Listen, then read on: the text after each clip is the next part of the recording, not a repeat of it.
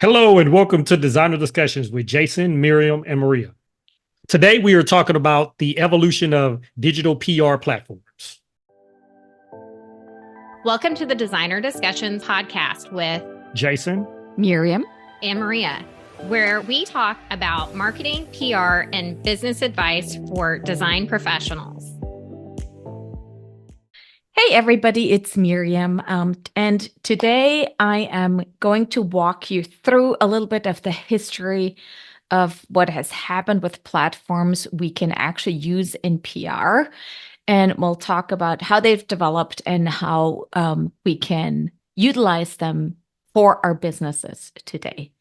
So obviously, I have been, for those who don't know me, I have been doing PR for, I don't know, 2 to 3 decades with all different kinds of systems and processes and platforms that have been involved. And it's really astonishing to think where we started out 25 years ago and where we are today. And so much opportunity is available now for anybody who wants to take advantage of it that we didn't have 5 or 10 years ago. So let's talk a little bit about that. We have a few episodes where I talk about getting quick press. And in the past, we mainly referred to a platform that was called HARO, which stands for Help a Reporter Out. That platform has gone away, but there's 3 other platforms that I'm going to talk about briefly today that really are a good option for you to take a look at if you are interested in getting PR placements that can really help you and your brand stand out and differentiate yourself from your competition. It's important for PR professionals also, and for business owners to understand all the changes that have happened recently. Let's go back a little bit and see where this all started out, since we're talking about digital platforms, which are obviously the newest ones of the bunch. But there is a gentleman called Peter Shankman, and he's an icon in the PR industry. He was the founder of HARO, Help a Reporter Out, in 2008. And he realized that there was a gap between journalists and sources. So think about journalists always working on stories, and they're often looking for people to get background information or direct quotes, expert quotes from for their articles. And there was really nobody who was facilitating that connection.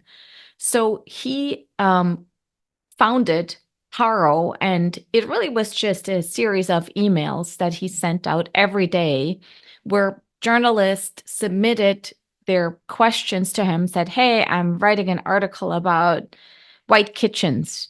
I need the latest and greatest white colors and designs and images for my article. And so he would put that in his email, and then you or anybody else who reads it and is an expert in the area and has the information he's looking for could send it to that source. So he really bridged the gap between journalists and sources by providing real-time opportunities.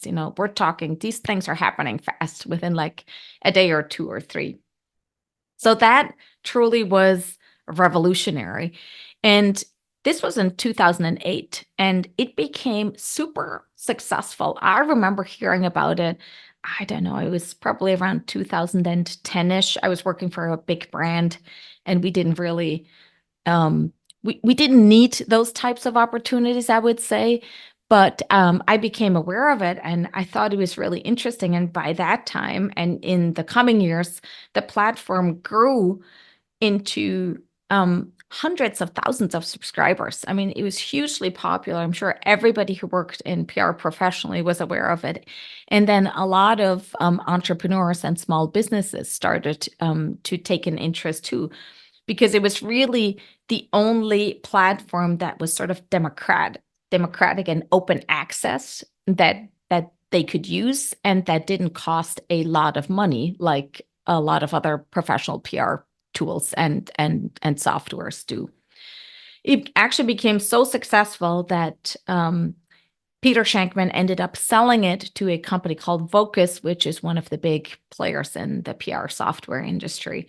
Then they ended up selling it to Cision, which is the biggest player in the PR software industry. And they currently own it, and they've rebranded it into what is now called Connectively. And we'll talk a little bit more about that. But so there's been a lot of growth and a lot of change in this area, and people have really it's become widely known and widely popular to use these platforms, which is why we talk about it on our podcast and in our training programs a lot, because this is the easiest and the quickest way for you to get press placements that you can use for your marketing and your business. So let's talk about the platforms that are available now.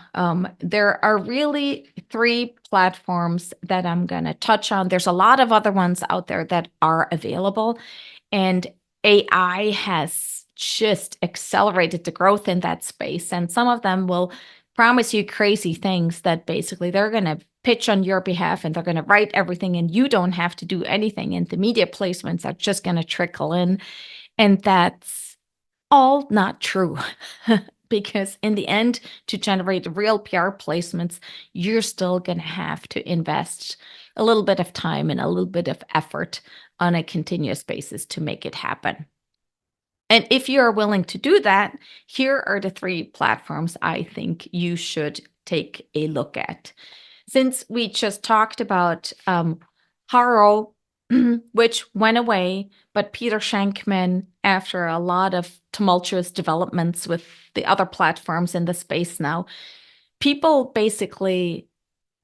encouraged, almost forced him to create HARO all over again. And now it's not called HARO, it's called Source of Sources. And the abbreviation is SOS, which is kind of funny, right? But he just this year actually ended up bringing back HARO under the name SOS, and it follows the exact same system it did in the past.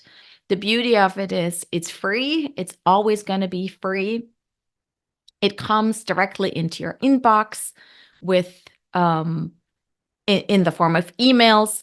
The downside of it is you actually have to open up all these emails, and you have to read all the emails and find the queries, so that the inquiries that pertain to you, which that of course can be a little bit tedious, but in long term, it's going to be worth it. I will say that SOS right now does not have the number of queries that HARO used to have. It's still in the process of being built up. But I am very closely watching that, and I think it definitely has a chance of getting close to where it used to be, because just people trust the founder, people trust the process, they're familiar with it, and I definitely expect it to be around for a long time. So check out SOS. We will link to the different websites where you can sign up for these platforms in the comments of the show notes also. So that's the first one. Then there's 2 other ones. The best one, in air quotes, I'd say is Qwoted, which is a next generation platforms that really it offers a more curated and approval-based system. So you can't just sign up, but you have to sign up, and the Qwoted people will grant you access. They're very stringent in how they manage the platform, so you have to adhere to quite a lot of rules if you want to get access and keep access to it, or you could get banned like I did, but that's a whole other long story for another day. Qwoted, really, the beauty of it is that it allows you to do everything within the platform. It has pitches that you can go search for via keywords, and you can set them up, and you will actually get emails into your inbox a query goes live that is within your industry. So that is really great because you don't have to proactively go in there and look for it. It also allows you to track the entire pitching process on the website. So if you go in, you'll have to submit your pitch on the website. If you can see if the journalist actually read your submission or not, and if he or she responds to you, that will also come straight through the website and in an email. So it's really what you would expect from a software platform today. It's easy to manage, and it's quite effective. And there are a lot of good queries in there actually from a quality standpoint. The downside to it is that you only get 2 free queries per month. Otherwise, you have to pay $99, which for most people is probably not going to be worth it. The other downside of it is it's a little bit more involved when it comes to setting up your profile. But it's definitely doable. And even if you only have 2 queries a day, I'd say use it because it is paid and a little bit more involved. There's a lot fewer people on it that submit to the queries, so your chances of getting picked up are a lot greater. So definitely check out Qwoted. Then there is Connectively, which is what HARO evolved into. So all the HARO queries, they still call them that actually, but they feed into the Connectively platform. It is AI powered in how it matches the connections, the sources with the journalists.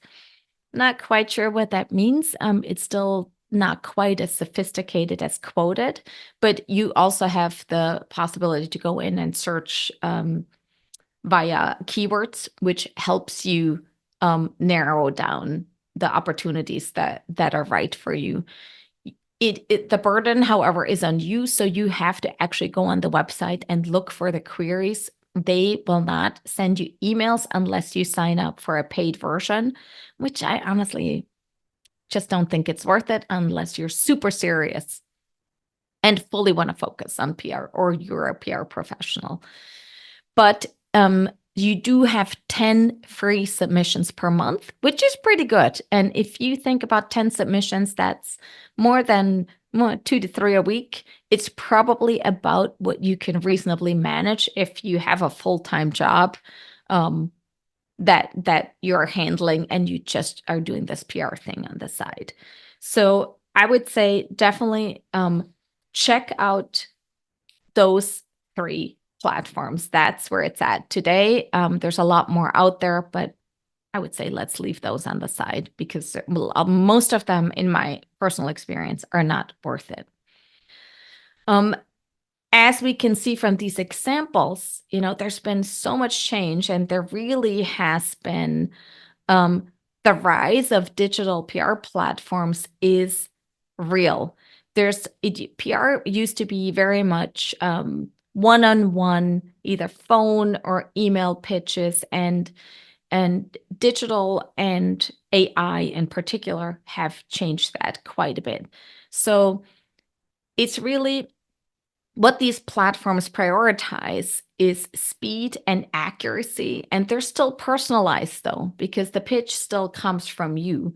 And we'll talk about this a little bit more when I'm gonna give you advice on how to use AI and how not to use AI when it comes to these opportunities. But data has become so important in everybody's business, especially. Jason talks a lot about analytics on the digital marketing side, but it's just as important on the PR side. And when you put in the effort, being able to track it with digital placements that are easy to find and possibly have backlinks that can really boost your SEO, all that is super, super valuable. That being said, about artificial intelligence and how to use it in PR and these types of pitching opportunities. I personally use chat almost every day for something, but what I usually use it for is to help me brainstorm, to help me generate ideas. And you can definitely use it as a writing help for certain things like social media posts, or emails, anything that where nobody cares about whether or not AI helped you write it or not. But when you submit pitches to journalists, don't ever use a response that was fully generated by AI or that is even recognizable as being generated by AI, because the journalists need original input. They need original quotes, because it's not just bad for them, but they could get in trouble with whoever they're writing the article for if they use AI generated content, because Google doesn't like that. The media don't like that because they want to make sure their content is different from everybody else's. So if you use it, maybe go in and have it give you 2 or 3 ideas of how you could answer a specific queries, but then make it your own. And what I always say when it comes to writing these, so you don't have to spend hours doing it, like write it as you would say it to somebody else. Because most of the time, the way you're going to get picked up is in a direct quote. So using language that you would actually use in when you speak is the right way to do it. If you're too long-winded or too sophisticated, or your sentence structure is just not natural, it's not going to make it into the article. So use AI for ideas or an outline, and then just write it as you would speak it and hit send. Some other best practices to use these platforms are, some of them do require you to set up a profile. You have to have a login for all of them. But Qwoted requires you to have a pretty extensive profile, and SOS, it's very short. Connectively, you pretty much just sign up to, but just make sure that you complete what you need to complete. And if you do Qwoted, spend a little bit of time to really make sure the information is accurate and complete, because that will increase your chances of getting responses from the journalists if they see who they're actually being approached by. The other thing is speed. It is important to respond as quickly as you can, which means don't look at the deadline. And the deadlines are usually between 1 and 3 days. But so don't focus on the deadline, but focus on getting it done as quickly as possible if you see a query that you like, because that will significantly make it more likely that you're actually going to get picked up. Of course, make your pitches personal and original, somewhat unique. Don't send super generic responses. Really tailor it specifically to what the journalist needs. And then, of course, when you do all of this, don't forget to track your results. If you do it in Qwoted, it'll track it for you, which is really kind of nice. But the other platforms don't do that. So make sure you set up Google Alerts or have another process in place for you to find out if you actually were picked up in any of the articles that you pitched for, because the journalists are most likely not going to tell you when they include it. So it's up to you to find the article. Those really are my biggest tips on how to leverage the 3 most pertinent PR digital platforms out there in the marketplace right now for your business. And if this was a lot, I know it can be. In our membership program, which is called the Designer Discussions Academy, we talk about these types of pitches a lot. Actually, we just kicked off our new training this month. And if you're interested in learning more, please reach out to us. And I can definitely help you get over any hurdles or obstacles that you have in order to get your press placements flowing. Thanks for listening, and I hope we'll see you again in 2 weeks here on Designer Discussions. Did you know that your client learns 80% of what they will know about you before they ever contact you? Now imagine when your potential client searches for the perfect kitchen remodel. Will they find you or your competition? We can help you make sure it's you. Our Designer Discussions Academy membership with your favorite podcast hosts provide weekly steps to simplify your marketing and boost your business. Sign up at designerdiscussions.com or follow the link in the show notes. We hope you've enjoyed this episode of Designer Discussions and all of the helpful information. Subscribe to our podcast, leave us a review, and share it with your friends. We look forward to having you back next week. For more information on the podcast and the marketing studio, visit designerdiscussions.com and follow us on social media.